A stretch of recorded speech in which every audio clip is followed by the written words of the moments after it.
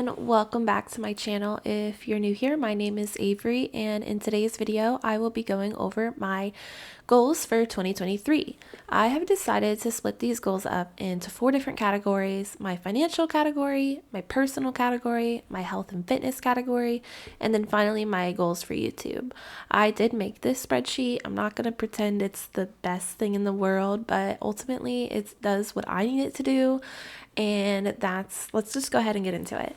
So for my financial goals, I don't have a lot here simply because I feel like in 2022, I was able to get my finances pretty well in tune. So I don't have to worry about things like trying to pay off credit card debt or trying to keep track or keep control of my spending. So yeah, my first goal, if we take a look here, is to put $3,300 towards my Roth IRA. So how I have this spreadsheet set up is I will mark down the date that I achieve the goal. I guess this is a little redundant, but if I reach the goal or not, I'll put yes or no. And then my notes here is that one box on each one equals $330. So if I can do a check mark on here, which is kind of revolutionary to me because all I've done today is try to figure out how to use Google Sheets. So yeah, $3,300 to my Roth IRA. This is an investment account. It's an after-tax investment account, and that's great because once you put the money in there, you've already paid taxes on it. So when I go to retire and take the money out, I won't have to pay taxes on it. So that's great. And then as far as why I chose $3,300, one, it's something that's actually achievable for me based off of my annual budget. I'll put a link down below if you want to watch that video. And then two, it's about half of what the total Roth IRA contribution limit is. In 2023, you can contribute up to $6,500 in your Roth IRA as long as you do not exceed a certain income. And I'm not close to reaching the Roth IRA income limit, so yeah. My next goal is to put $5,000 to my house down payment category.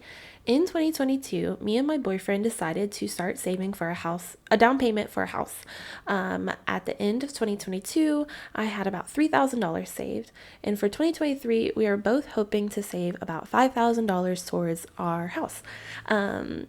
One box would equal $500. So as I save at least $500, I'll check off a box. Pretty self-explanatory. And yes, I'm excited for this because I did get a promotion right at the end of 2022. So I will have more money that I can put towards this category. So hopefully we can make a lot more progress towards this. Finally, I think this is my last goal. I'm not sure if this one's achievable. I will be doing a net worth update video. I'm not lying when I say this in every video. I just keep getting to the point where at the end of every month, or like in the middle of each month, I'm like, oh, it's like a little too late. I'll just wait until the next month. And I'm ready. I'm waiting. I've been sitting here trying to film a net worth update video for just the whole of 2022, but I do need a couple of my accounts to update, and they're not updating because of the New Year's holiday. Okay, so that being said, I don't know if this goal is completely achievable, but we might as well dream big, and I would hope to get at least $50,000 in my net worth by the end of 2023. This is kind of a spoiler alert that I don't have a $50,000 net worth, which I guess that's not very shocking. I'm 24 years old. But that is, I believe, my final financial goal. So everything is pretty straightforward. I think it's all pretty doable, except maybe the net worth goal. But yeah, so I'm going to delete that now, and we'll go into my personal goals. I have a few more in personal. My first one is to read 40 books. In 2022, I read 28 books, so not too bad. Something I noticed at the end of 2022 is I got my Reddit recap, and that's just embarrassing, to be honest, how much time I spent on Reddit, specifically the Bachelor subreddit. So if I can just literally cut any of my time on Reddit in half, I think I can easily reach 40 books. Honestly, I'm amazed that I was able to post any YouTube videos or read any books at all, given how much time I wasted on social media. So one box equals 4 books, so pretty straightforward. And the reason why each box, okay, I guess I didn't mention this, but there's only 10 boxes here. I duplicated this from my January 2023 goals, which I'm not going to show yet. That's a separate video. But that's why everything equals a certain amount as opposed to like 12 boxes for each month. So maybe that doesn't make sense, but it does for me. But that's why the notes are here, so I can understand when I check off each goal or each milestone, I guess. Moving on. Okay, well, I guess 40 books should be pretty good for me. The most I've ever read in a year is 80 books.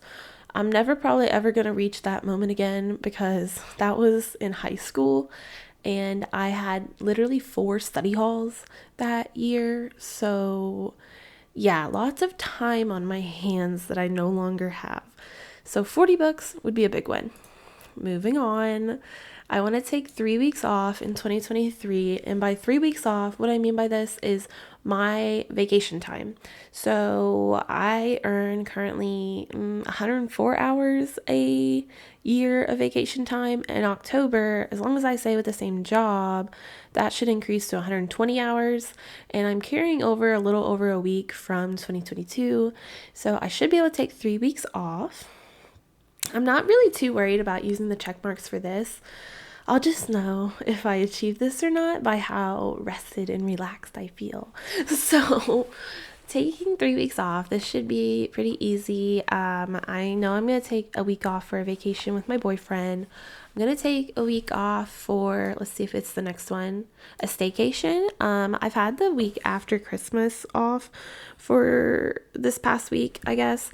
And for the past 2 years in a row, I've had the week off after Christmas. Just that's something that my company has given us. I'm hoping they continue to do that. But yeah, because it's honestly very relaxing and it made me realize that I just want to take a week off and do a staycation where I focus and work on my hobbies and my goals, such as YouTube and reading and etc. So yeah, I'm hoping to do a staycation. And then as far as like the 3rd week goes, I don't know what'll happen. Hopefully I can go on another vacation, I guess. And then my final goal, and I guess this is not a SMART goal, but it is to limit social media. Like I mentioned, I spent way too much time on Reddit last year. I obviously spend a lot of time on YouTube, watching other people's YouTube channels, which I do enjoy doing, but ideally I would get to the point where I kind of limit that to just when I'm working. I like to listen to YouTube videos like while I'm working. So ideally I would just watch YouTube while I'm working, or listen to it, I guess. And then when I'm not working, I'll spend hopefully less time on social media and hopefully less time just on my phone or my computer in general. Yeah, is that the final goal? No. So the final goal for personal goals is to take therapy seriously. What I mean by this is that for the past like 6 to 12 months, I've kind of been in a rut with therapy in the sense that like I haven't been really willing to open up too much about things that I'm dealing with because I just don't want to do the emotional work, if you know what I mean. But I do want to start taking therapy more seriously, and I think the biggest way I'll do this is actually by journaling my thoughts in between therapy sessions. That way I don't go to therapy and be like, everything's fine, actually, even though I probably spent the last 3 weeks in total chaos. So yeah, that is another not SMART goal. So it's not specifically too measurable, but I'll know if I got more out of therapy this year, kind of based off of how I feel mentally and emotionally. That's the final personal goal. So for health and fitness, I have a few goals. So my first one is to take 100 spin classes. There's 365 days in a year, but somehow this feels like quite a stretch for me because if there's one thing about me is I will use any excuse not to do something, I guess. I am hoping to do 100 spin classes this year, which would be great if I did that, and I'd probably feel really good cardio wise. So 1 box equals 10 classes. 100 classes, I don't know how much that equals. That should be doable, right? Like, obviously it's doable, but hold on, I'm trying to look and see how much this would be on like a monthly basis. Probably should have did this beforehand. So 100 divided by 12, I'm doing this on my phone, about 8 to 9 classes a month. Okay, I can do that. And if I don't do it, it's not really worth it to have the current spin class membership that I have. I could downgrade it to something cheaper. So 100 classes. This one kind of just depends on if I have No. Okay, sorry. So my next one, 40 yoga classes. I was going to say this depends on whether or not I can continue my yoga membership. I currently have a 3-month unlimited membership to one of my favorite yoga studios in the city. So that expires at the end of March. And I doubt that I'll take 40 yoga classes between now and the end of March, but throughout the whole year, I should be able to take 40 yoga classes. And I was going to say, I don't know if I'll continue a membership, but I remembered that if I don't continue it, I can just watch yoga videos on YouTube and follow along. So this should be very achievable. So hopefully I do it. But I will do it actually. Hold on. I will do it. Let me manifest it, I guess. Next thing, 50 YouTube workout videos. So there are a few YouTube channels that I like to watch and follow as far as like workouts go. I like Margaret Elizabeth. She does Pilates classes. I like obviously Sarah Beth Yoga and Yoga with Adrienne for yoga classes. And then I don't know her name, but I believe it's Nourish Move Repeat or Nourish Move Love. I'll try to leave a link down below, but she does different types of classes that are not yoga, and Pilates is the best way I can explain it. It's like kind of like some weights and some full body workouts. That's what it is. So yeah, altogether, if I achieved all of this, this would be a minimum of 190 workouts, which should be doable considering there's 365 days in a year. As long as I spread it out throughout the year, not only will that be great for me just from on a physical level and like an emotional level, it'll just make it great because it's achievable that way. And then I want to lose 15 pounds. Yeah, there's not really anything else more to it than that. I have been struggling with my blood pressure, perhaps because of some genetic things, but if losing weight can help, I'm definitely going to try it. So I'm going to lose 15 pounds. The ways that I'm doing this is I use the app Happy Scale to track the overall average of my weight, and I've started using MyFitnessPal to start tracking my food. And I also have a food scale to weigh out my food, because once you weigh out your food, you start to realize 2 tablespoons of sour cream is not as big as you want it to be. Yeah, just so I have a handle on my food and like meal sizes. And that's my final health and fitness goal. So yes, finally I just have my YouTube goals.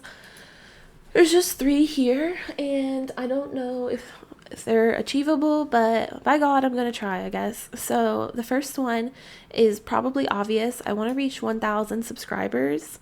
I have about 460 something, give or take. It goes up, it goes down currently at the beginning of January. So if I could reach 1,000 subscribers by the end of the year, that would be great, because hopefully that means next goal here that I could get monetized.